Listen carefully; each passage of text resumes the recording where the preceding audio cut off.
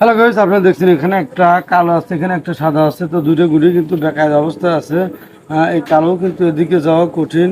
তবে আমি কিন্তু এখান থেকে দেখতে পাচ্ছি কালোটা কিন্তু এইদিকে একটু চাপ আছে। তো আমি যদি স্ট্রাইক ওই কাঠে মারি আর স্ট্রাইক যদি সুন্দরভাবে লাগে সাদায়, তাহলে কিন্তু কালো গুটি এই কাঠে লেগে আপনার ওই পকেটে তুলে দেবে। আর এই কালো গুটিও যদি আপনার হয়, এমনও তো হইতে পারে যে যদি সঠিক জায়গায় লাগে তো এই সাদাও কিন্তু এই পকেটে চলে যাবে, এই কালাও কিন্তু চাপ লেগে ওই পকেটে চলে যাবে। অর্থাৎ এক মারে দুই গুটি দুই পকেট যাবে। তো দেখুন কিভাবে আমি এই সাদা গুড়িটা পিছনে স্ট্রাইক ওই কাঠে টান লেগে এই কালো গুড়িটা এই কাঠে লাগিয়ে পকেট করি। তবে সাদা গুটির কোনো সার্টিফিকেট নাই। যদি ভালো জায়গা লাগে, সঠিক জায়গায় লাগে, সেক্ষেত্রে সাদাও যাইতে পারে, সাদাও এই পকেট যাইতে পারে, যাওয়ার সম্ভাবনা আছে। তো দেখুন এবং সেগুন কীভাবে আমি এই কালো গুড়িটা স্ট্রাইক টান দিয়ে পকেট করি। আর খেলার সময় যদি আপনারা এরকম মাইবেন অবশ্যই দিবেন।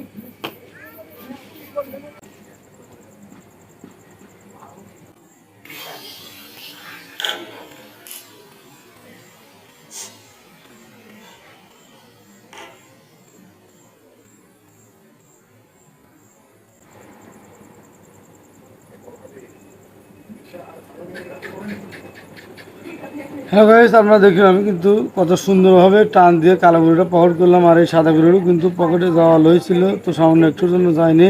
তো আমি কিন্তু যেরকম বলেছি ঠিক সেরকমই কিন্তু সুন্দর একটা মার দিয়ে দুই গুটি দুই পকেট কিন্তু যাওয়ার সম্ভাবনা ছিল।